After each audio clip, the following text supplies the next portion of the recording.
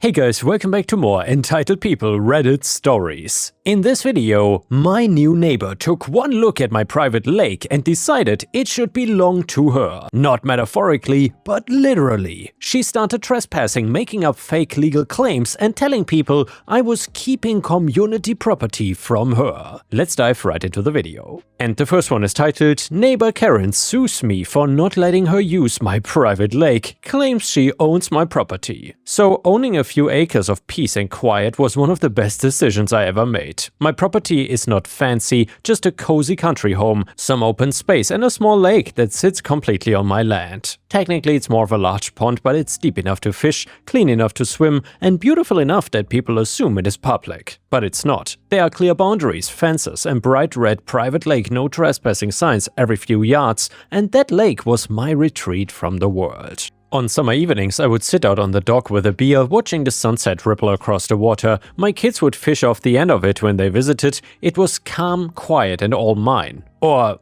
so I thought. Then Karen moved in. She bought the adjoining property, a large house just across the road, and from the moment I met her, I knew she would be trouble. Everything about her screamed entitled suburban royalty. She complained that country living was not as clean as advertised, and that the gravel road was ruining her SUV. When she first spotted my lake, she immediately started asking questions. Karen, so this lake, do you let neighbors use it? Me, no, sorry, it's private. It's part of my property. Karen, oh come on, it's so big, you don't need all of it. At first I thought she was joking, then she started saying things about her realtor, allegedly telling her the water was for everybody. Also, it was unfair for me to keep everything to myself and that if I was a decent person I would share. Calling me greedy is not exactly the best way to get what you want, lady. It didn't matter how many times I told her the same thing. The lake was private and she wasn't allowed to use it. Every time she would smile that fake smile and not like she understood, only to then bring it up again a few days later. It's funny, I thought I was just dealing with a nosy new neighbor.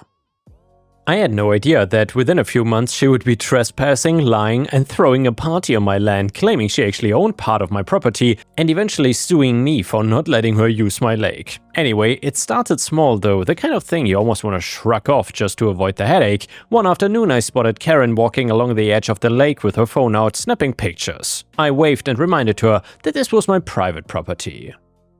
She waved back saying that she was just taking photos for her landscaping ideas, whatever that meant. I didn't make a big deal of it, maybe she really was, but a few days later she was back, this time wearing sandals, walking in the shallows, with her dog splashing around behind her. When I told her again that the lake was not open to the public, she just rolled her eyes. Karen, you cannot actually own water, you know. Me, well, in this case I do, it's all on my property line. It is actually fed by a spring that starts up by the ridge. Karen, that's ridiculous. My realtor says this was a shared lake. Actually, I think part of this might be on my property line too. It wouldn't make sense for one person to own all this water. That was the first time she suggested the property lines might be wrong, but it would not be the last time. That line became her favorite excuse, my realtor said, and I think the boundaries are wrong. As if real estate agents hand out divine decrees about property rights or wishful thinking could redraw survey lines. I double-checked the county assessor's maps online to be sure that I was not missing something, and sure enough, every inch of that lake, shoreline, dock and all, sat squarely inside my parcel, not even a sliver crossed into hers. I even had my original survey pulled from when I bought the place, crystal clear boundaries, and that's when I realized that I needed to start documenting things and set up some basic security. I installed a few trail cameras around the property perimeter and took photos of the property line markers, the signs, the fence, even her walking near the water. I asked my neighbor Mike to keep an eye out too, just in case. Then I sent her a certified letter stating that she was trespassing and that further violations could lead to legal action, but she ignored it. The next week she had a picnic blanket out by the lake with her dog tied to one of my dog posts, and when I asked her to leave, she got defensive. Look, I've been doing some research, she said, pulling out her phone. I found the original land grants for this area, and I'm pretty sure this water feature was meant to be community property. Plus, my deed mentions water rights, so technically I think I have as much claim to this lake as you do. I tried to explain that water rights don't work that way, that her deed's water rights probably referred to well water or irrigation, not recreational lake access, but she was convinced that she had found some kind of legal loophole that made her a co-owner of my lake. It was not supposed to be just annoying anymore, it was actually intrusive. The lake was not a public park, and it definitely was not her property. Karen clearly thought that rules, fences and actual surveyed property lines did not apply to her legal theories, but I was still giving her the benefit of the doubt after all. I didn't know yet that she was gonna turn my property into the site of her own bachelorette party from hell while claiming ownership rights to justify it. It was supposed to be a quiet weekend. My wife and I had gone out of town to visit her family and the lake house was locked up and peaceful, or so I thought. Saturday afternoon, I got a call from my buddy Mike, who lives about half a mile down the road, and he was blunt. He said, "Hey, did you rent out your lake or something? Because there's a huge party going on down there." That got my attention fast. He sent me a photo and I nearly dropped my phone. There were 20 people down by my lake, with coolers everywhere, inflatable flamingos and a big bright tribe banner tied to my dog. Front and center, there was Karen. She was in a sun hat, drink in hand, acting like she was hosting her own resort getaway. Apparently she had told her friends that she owned the lake property. Some of them even parked in my driveway. Mike said it looked like a full-blown bachelorette party, bonfire set up, music, speakers, the whole deal. I called the sheriff's office right then and there, and the dispatcher didn't even sound surprised when I said Karen's name. Apparently she was becoming known in the area already. By the time the deputies arrived, the party was in full swing. One of them later told me it took them a few minutes to even get the crowd's attention over the music. When Karen realized the police were there, she tried to talk her way out of it, claiming not only that I'd given her permission to host the event, but that she had legal rights to the property anyway, based on her research into the original land grants. The following I heard from Mike. The officers asked if she had any written documentation of ownership or permission, and of course she didn't, just printouts from some historical website that had nothing to do with current property law. The one of her friends asked, "Wait, this is not your lake?" You could practically hear the air deflate out of that party. People started packing up their things fast. The officers ordered everyone to leave immediately and warned Karen that if she set foot on my property again, she would be charged with criminal trespassing. They even helped document the damages: beer bottles, broken dog boards, cigarette butts, and a burned spot from where she had tried to start a fire pit. Karen was red-faced, furious, and humiliated. She tried to save face by yelling that everyone knew the lake belonged to the entire neighborhood and that she had legitimate claims to the property that would be proven in court. The deputy pointed at one of my private lake no trespassing signs and asked her where exactly these supposed property rights were documented, and she just shut up real quick after that. Mike texted me afterwards saying I had just made about 20 enemies and about 50 new fans.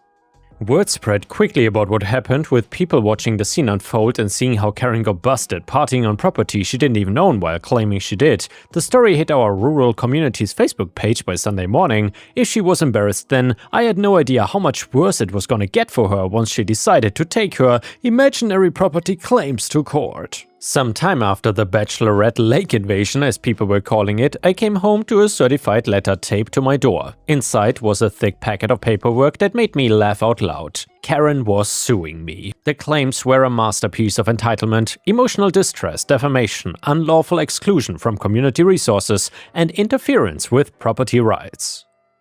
According to her lawsuit, I had publicly humiliated her by falsely accusing her of trespassing when she had legitimate claims to shared water rights based on historical community usage and original land grant intentions. She also claimed that I damaged her reputation by spreading false information about property ownership and that she had suffered emotional distress from my aggressive defense of disputed property boundaries.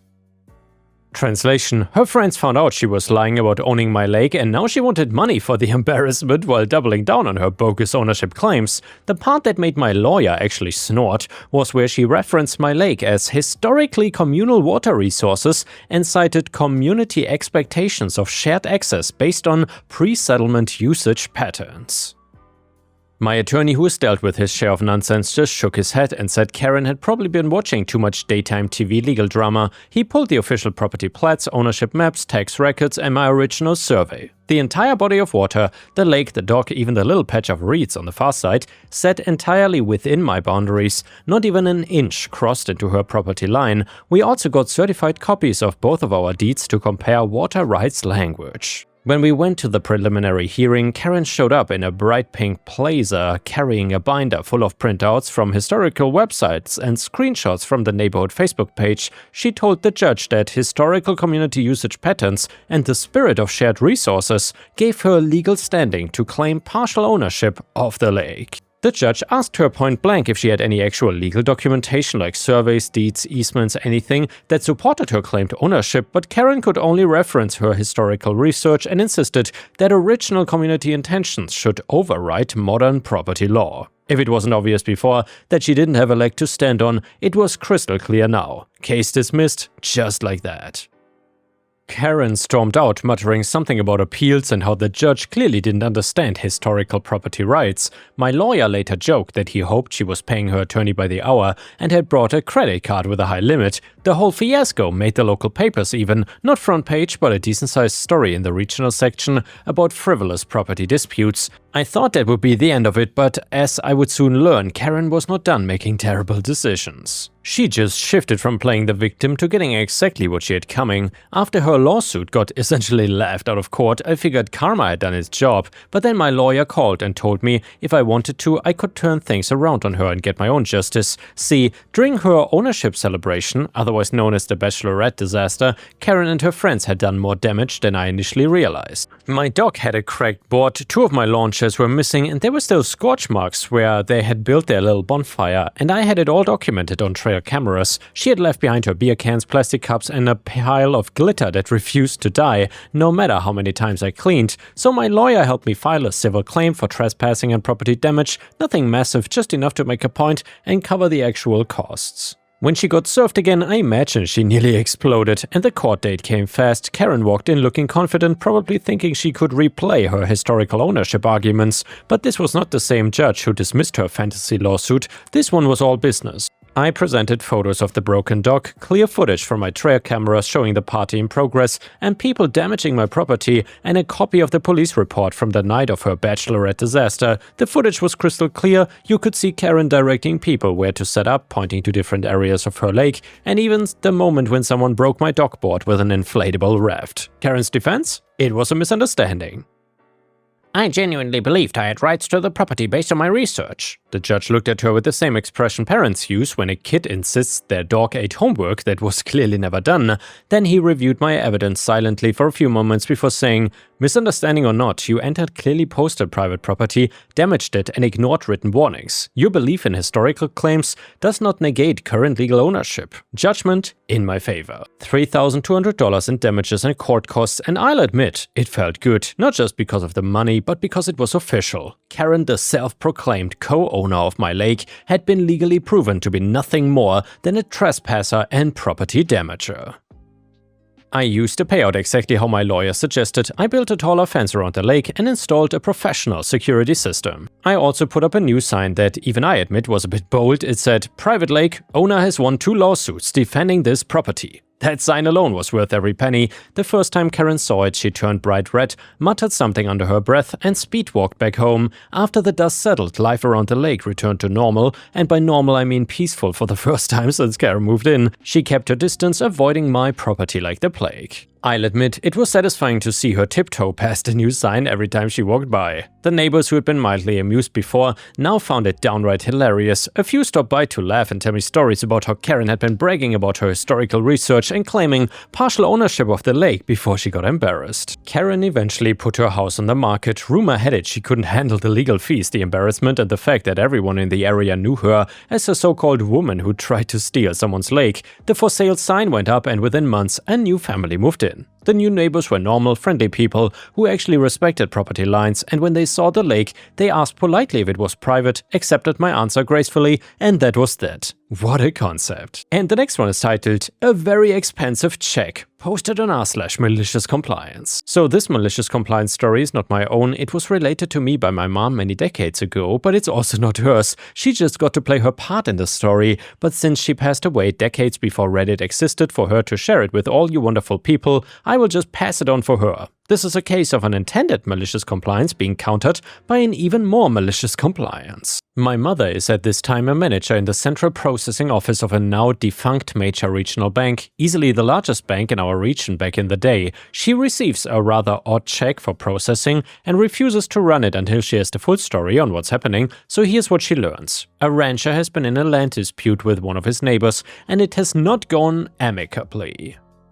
We are not privy to the exact nature of the issue, but it seems to have something to do with water rights. Either way, it ends up in court. And after a long hard-fought battle of legal wills, the rancher loses and is ordered to pay a certain amount of damages to his neighbor by a certain date. Well, that is not a happy thing for the rancher, of course, so he decides that while he must pay, there's absolutely nothing in the court order that says he has to make it easy on his adversary. Malicious compliance engaged. So he shaves a spot on the rump of one of his cows and carefully writes out a check for the full amount of the court order damages on the skin of the bovine. He then has one of his trucks deliver the cow to his neighbor to settle the account, a live chewing and pooping cow. After checking with the bank, the neighbor concludes that it's perfectly legal for the rancher to write a check on anything, and the rancher makes it perfectly clear that this is the only way he intends to settle the debt. But just like folks who decide to settle an annoying bill with thousands of coins sometimes find themselves victims of their own malicious intent, the neighbor's malicious compliance trumps the rancher's. So the neighbor loaded the cow onto one of his own trucks and takes it to the rancher's bank, the bank of issuance, and cashes it against a cashier's check made out to him for the same amount. This he then deposits at his own bank with no difficulty or challenge. Meanwhile, the rancher's bank has to order a truck and driver to deliver the cow check to its central processing office several hours drive away. This is where my mom comes into the story. She has to cancel the check and process it. She, by the way, uses a paper substitute to run through the computer system for it, just like they do for any checks that come in that are too badly wrinkled or damaged to run safely through the system. And after the cow check has been properly processed and the money deducted from the rancher's account, she then opts to not store the check with his other cancelled checks to return with his monthly statement, but instead orders it returned immediately to the rancher. And then after the dust settles, the real fallout of the neighbor's malicious compliance is felt. Since the cow check involves a great deal of special handling at the bank's expense, the bank assesses appropriate fees that are more than covering the expenses in processing it. That means if the neighbor cashes it at his own bank, he gets to pay those fees, but since he cashes it at the rancher's bank, the rancher now gets to pay what amounts to an additional 25% fee on top of the court-ordered settlement. The only cost to the neighbor was 10 miles of gas for the round trip to the bank, a trip he routinely makes anyway, and the time spent getting the bank to verify that the cow check is a legitimate instrument that can be cashed. When telling me this story, my mother tells me it's the most expensive check she ever processed. And now we will read an Am I the Jerk story that is titled, Am I the Jerk for not splitting my mom's inheritance with my siblings? I, 28 female, have 6 siblings. Our mom recently passed in November from stage 4 cancer. I had a really good relationship with my mom. We would spend time together, and my 4 children, 5-year-old twins, a 3-year-old and a 1-year-old, all loved her. I'm the youngest of all my siblings. My older siblings did not prioritize much time with my mom until the last few months when she couldn't do much for herself anymore. I currently live with my boyfriend, 38 male, and our 4 children in a 3-bedroom apartment. It's a nice apartment, but of course it's not ideal for our large family. Over the summer, while my mom was still very coherent, she signed a transfer on death of her house, 5 bedrooms, 3 bathrooms, to me for myself, my boyfriend, and our children to move into. She did the transfer so I would not have to buy the house, as we would not be able to afford a loan for her house. And her house only had less than a year left until it was completely paid off, so we would be able to afford her payments that way. All of my other siblings own their own homes and have plenty of room in their homes for their individual families. I did not ask my other siblings if they were okay with this, but I didn't see it as their decision or whether they had a say, considering it's our mom's house and she had final say anyway. Like I said, all of my siblings own their own homes anyway. Once my mom passed away, she had some medical bills that needed taking care of, so it seemed as though we would only need to sell the house to take care of them. After looking into it more, my boyfriend said he would buy the house at just enough to cover the medical bills rather than what it's worth, considering we cannot afford what it's worth, plus my mom had planned on us just moving in and not doing any sort of loan anyway. She had a cash inheritance which she left my older sister, Melanie, 43 female, to split equally among all of my siblings. Since my mom had passed, we have asked Melanie how much is left in the inheritance, as it would be split 7 ways, and she would always kinda dodge the question. She'd say she hasn't counted it yet or she's unsure. My mom also had some coins that were worth some money. She had 4 coins worth about $3,200 and a 5th coin worth about $1,200. I only found out about these coins from my other sister, Rochelle, 35 female, because she told me that Melanie thought about giving the coin worth $3,200 to herself, Rochelle, my brother Nick, 37 male, and myself. The coin worth less to another handpicked sibling. and then just never telling the last two siblings about the coins at all, and that really upset me. I understand the coins gain value over time and that's why they didn't want to pawn them for cash to split equally, but that is really unfair. And considering there are 107 coins, I believe the most fair situation would be to pawn them for cash so everyone could be involved. I suggested that, and then they never heard anything else about the coins after that. And then one day last week when I had Rochelle and my niece over for dinner, she dropped a gold coin out of her purse and quickly put it back. I never said anything, but I couldn't believe that they decided to kick me out of that inheritance because I stuck up for the 3 siblings that were gonna be slighted. Well, flash to a couple days ago, my boyfriend got approved for the loan. I told Melanie about this to keep her in the loop and her response shocked me. She told me she didn't feel comfortable selling the house to my boyfriend. I did not understand because selling the house to my boyfriend was just a way for us to keep the house so that my mom's medical bills would get paid. And my mom's wishes were for my family to move into the house. After I got off the phone with Melanie, I called Rochelle to see how she felt, but she couldn't talk right away. Once I was able to talk to Rochelle, it was very clear that Melanie had gotten to her first and manipulated the situation. So I texted the group chat with my siblings. Essentially, they all want to sell the house at full value to a stranger so they can receive an inheritance of cash from the house selling. Melanie had very obviously made them believe that my mom only transferred the house into my name so I could take care of selling it and splitting the money with all of my siblings. That was not the truth, and I tried telling them that our mom did not do that, but Melanie had manipulated the situation. For context though, Melanie is the oldest and all of our siblings can be pretty easily manipulated in a situation when it comes to Melanie. It sounds terrible, but it's true. I can see right through it and try to say my side, but they are all on Melanie's side. They all want cash from the house, but I want to live in it like my mom had intended. Like I said, my mom transferred the house into my name. So I'm going through with selling the house to my boyfriend to pay my mom's medical bills, and so us and our 4 children can live there. My siblings feel like I've scammed them out of an inheritance, but I feel like I found a way to get the medical bills paid so that my family can live there, which is what my mom intended when she was here. So, am I the a-hole for doing this? And yeah guys, let me know in the comments what you think about this. Do you think OP was the a-hole here, or did she do the right thing?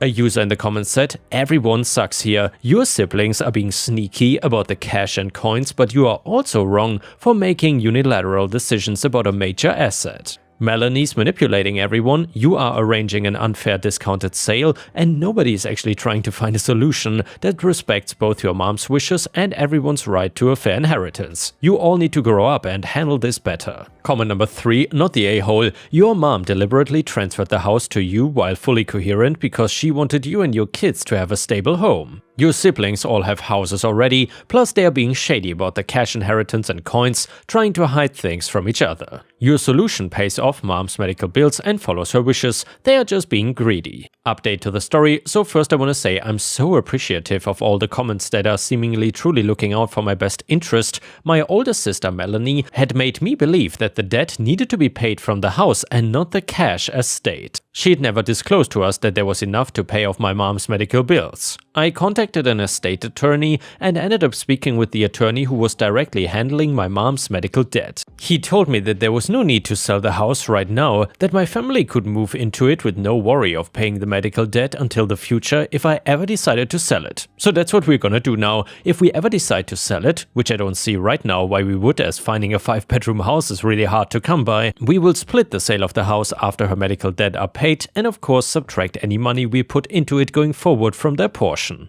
I do agree that keeping the deed of the house in my name is the wise decision so that I will always have that security with my children if something were to ever happen between myself and my partner. I really appreciate all of the comments making that aware to me and all of the comments wanting to make sure I seek out a lawyer. As far as the coins go, I didn't mention them because I was upset I wasn't getting a portion. I understand getting the house is a big deal. I mentioned what was happening with the coins to give an example as to why I don't feel like I can trust Melanie and why I feel like she's not being honest about the money and the estate, which by the way she wasn't. There's more money than just the coins that she's not being honest about. The deceptiveness is what hurts me. I feel like I'm very open and honest with my family and would never try to deceive them. I would rather have all conversations, especially with my family, hold integrity. Once I had felt settled and secure with talking to the lawyer, I texted my siblings' group chat to let them know what was going on, that the house will stay in my name. Melanie has been manipulating the situation, and once she thought I was selling it to my boyfriend,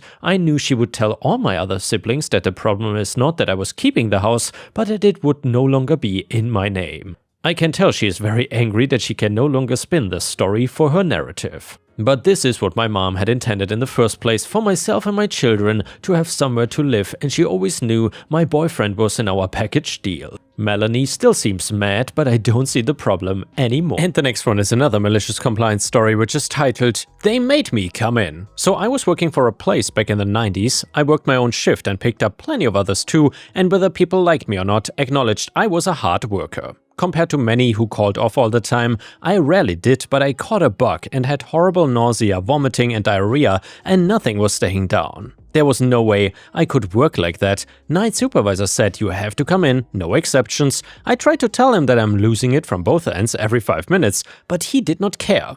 Fine. Well, somehow I didn't poop my pants driving the 2 miles, but I did vomit out the side door at least once. I walked through the building, looked like hell, horrible stomach cramps, and went to his office. He made me sit there for 15 minutes until he was ready to address me. By then my stomach was rumbling, sweat on the brow, and I turned and vomited all over the place. Watery vomit with whatever color Gatorade and chunks of yogurt came up, and a little leakage on the back end too. It was not subtle, it was actually a lot. He just looked at me, looking a little peaked then too, and said, "You made your point, you can go." I stumbled home and pretty much spent the next day or so in the bathroom. I do remember my neighbor bringing me some baby wipes at some point, which I greatly appreciated. But no points, I came into work like I was told, and they sent me home. I was willing to stay though. And yeah guys, thanks for watching, I will see you again tomorrow.